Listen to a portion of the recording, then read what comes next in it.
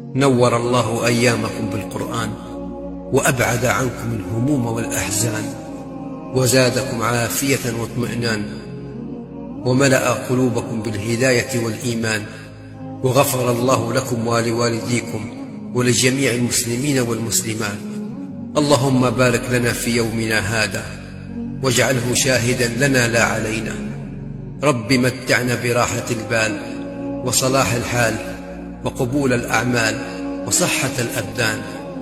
اللهم إني أسألك في هذا اليوم فرجا لكل مهموم، وشفاء لكل مريض، ورحمة لكل ميت، ومغفرة لكل ذنب، وهداية لكل عبد، ورزقا لكل محتاج، واستجابة لكل دعاء.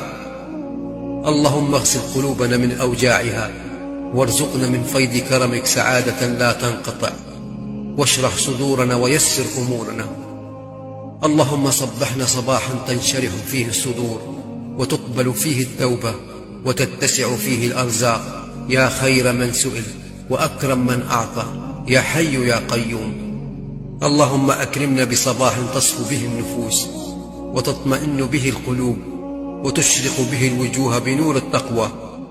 أسأل الله القدير أن يغمركم بالصحة والعافية، ويرزقكم من واسع فضله، ويبارك في يومكم، ويحفظكم من كل مكروه. وصلى اللهم وسلم وبارك